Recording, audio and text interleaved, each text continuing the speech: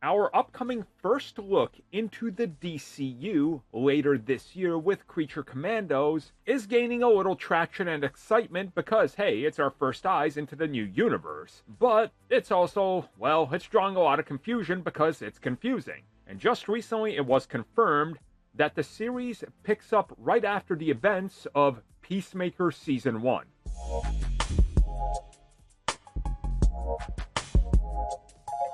Now, I know what you're thinking. Hold up, hold up.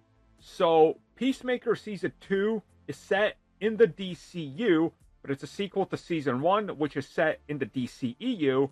And now, this new series, our first look into the DCU, is also a sequel to a series that was set in the DCEU. Oh god, my brain! Anyways, yes, that's all correct. Yes. Whew. But we also have an update in regards to how exactly things work. So here's the direct quote, and I'll talk about it after. So they said, and I quote, "The new series, Creature Commandos, picks up directly after our Peacemaker Season 1 finale, which leaves Waller with her hands tied operationally, meaning that she's no longer able to get away with putting human lives on the line to carry out her clandestine, morally questionable missions. Instead, she recruits a ragtag band of misfits, so unlike the Suicide Squad and Peacemaker." End quote. Okay, so now we got some clarity, right? Okay, this is easy to understand. It's easier to understand, I'm not gonna lie. Once you go over this, you kind of get it.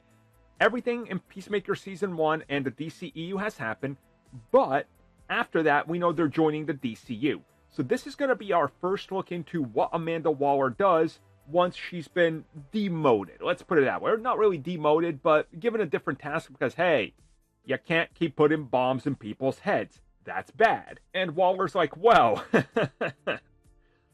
what if they're not humans? Huh? And then they give her the thumbs up, right? Because, hey, you got, like, Frankenstein's monster, you got a whole ragtag group, robots and other occult things. Man, it's such a weird group. Yeah, it makes sense. And then obviously talking about how this is a sequel to those, it's going to be interesting to see just what they do, because we know for a fact that Frank Grillo's character, aka Rick Flag Sr., is in Peacemaker Season 2, but also he's in this. So there's definitely this bridge that they're building. And remember, we're still getting a Amanda Waller TV series.